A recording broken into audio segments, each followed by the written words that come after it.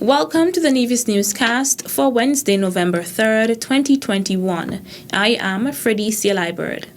Prime Minister Dr. the Honorable Timothy Harris has announced policy decisions his cabinet has made to assist in delivering a better Christmas season for the people of St. Kitts and Nevis.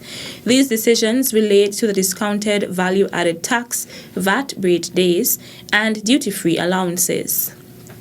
In addition to the 2 VAT discount days, when approved, businesses will charge 5% on goods. Consumers will benefit from the following additional concessions. 1.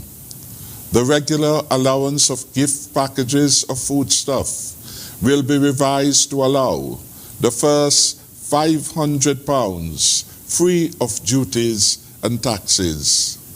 In prior years, only the first £100 were exempted. This most generous concession and food items will start not in December as was previously done, but from November 15th, 2021, and will be extended to February 28th, 2022. In other words, for over 3 months, consumers will have access to more affordable food. In making this concession available for such an unprecedented long period, we took into account delays in shipment of goods now being experienced around the world.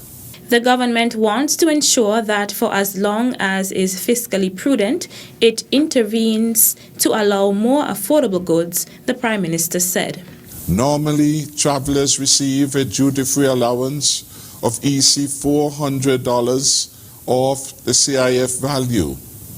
My government has again brought more relief to our people by increasing the duty-free allowance to travelers and goods valued at EC $540 or US $200 during the period 1st December until the 31st of December 2021. In the case of vehicles, no VAT would be charged on the first $50,000. Values greater than $50,000 EC will be subject to the usual 17% VAT. Prime Minister Harris made the announcements during the Tuesday, November 2nd edition of the program Leadership Matters. In related news, by paying your taxes on time, you, our citizens, support local businesses and this recovery process. Comptroller of the Inland Revenue Department, Edward Gift. He was a guest on the Tuesday, November 2nd edition of the program Leadership Matters, where he discussed the department's role in supporting the delivery of the government's 2022 budget and its importance in the recovery process. He reminded that outstanding taxes to the government must be reported and paid on time. The corporate income tax, that compliance has increased from its average for the period 2019 to 2014. It has moved from 55% to 64% now in 2021. Withholding taxes, the compliance percentage has fallen to 77%. Value-added tax collected by businesses on behalf of the government have seen a reduction in its compliance rate to 68%.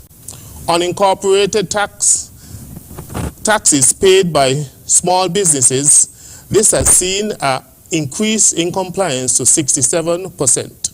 The Comptroller explained that the Inland Revenue Department will focus on protecting its revenue bases by closely monitoring taxpayers' filing and payment behavior to identify emerging trends. The department will continue monitoring these patterns to ensure that taxpayers are not abusing the stimulus measures and using the crisis to avoid paying taxes, and focusing on new businesses that have emerged or grown during the pandemic. The Inland Revenue Department will also be refocusing on enforcement and using a tailored approach to managing risk. We would be conducting a risk assessment of all of our arrears to identify large debtors and higher value new debts and establish relationships with customers to have these debts settled. Secondly, we'd be focused on using aggressive collection techniques for taxpayers that deliberately refuse to comply. We do recognize that there are some persons that are collecting VAT, island enhancement tax, and are keeping such funds. We know that this is a situation that our citizens do not tolerate. We would be focusing on ensuring that these persons, whether through aggressive measures, file and pay these taxes to the department.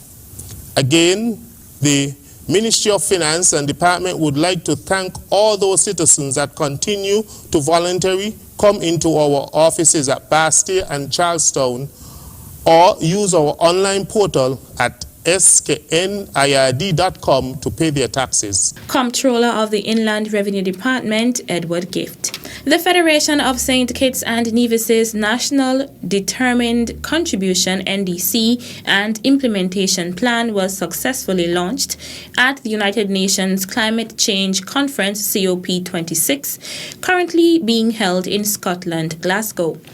The NDC is a report that highlights St. Kitts and Nevis's commitment to reduce greenhouse gases and adapt to climate change, while the implementation plan translates the actions outlined in the NDC into real-time initiatives.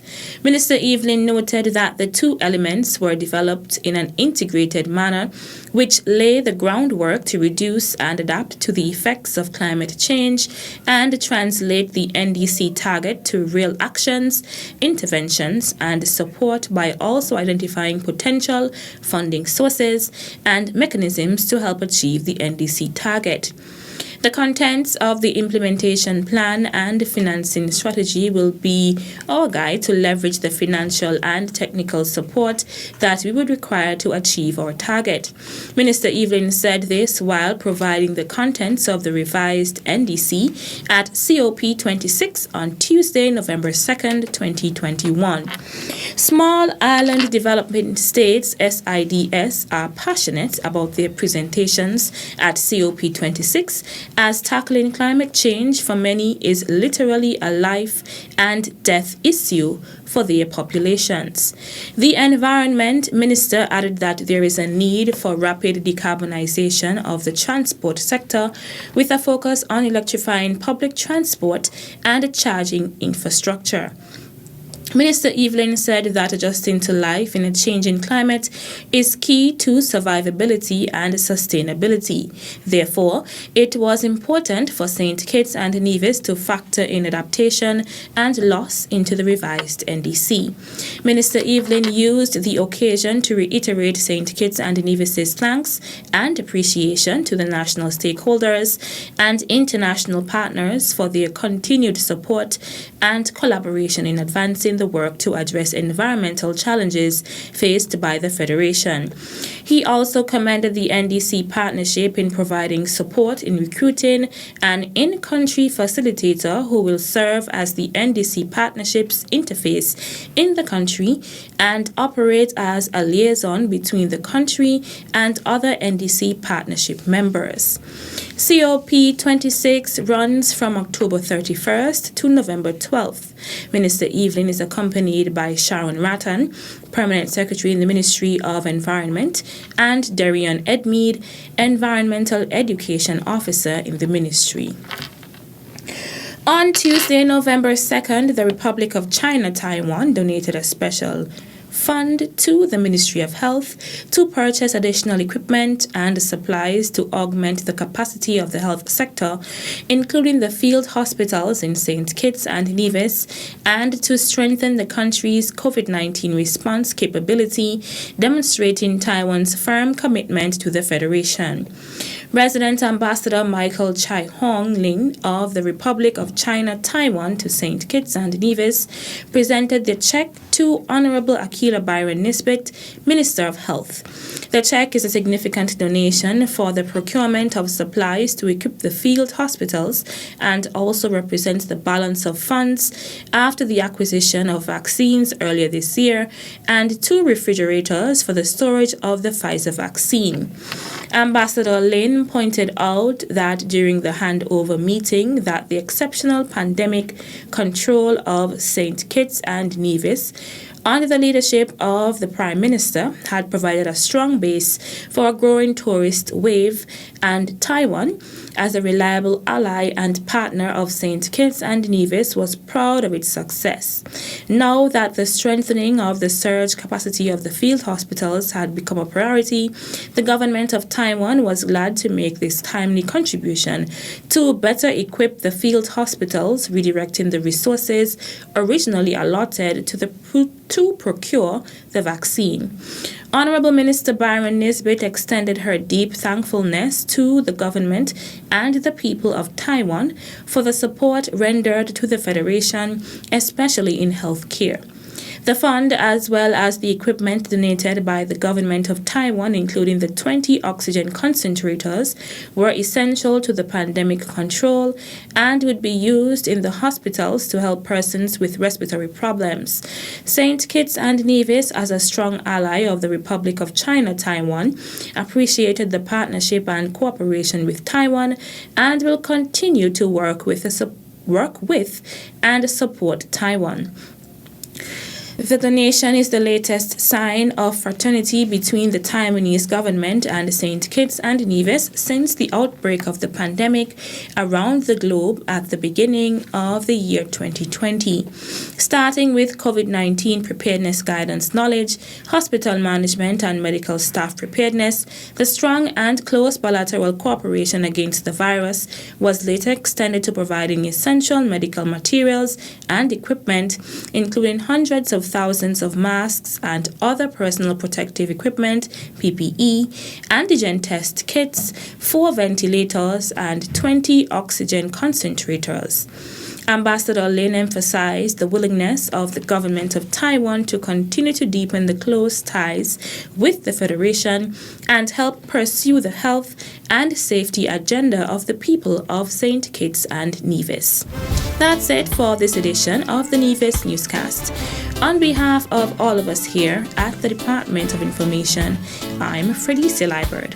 Thank you for viewing.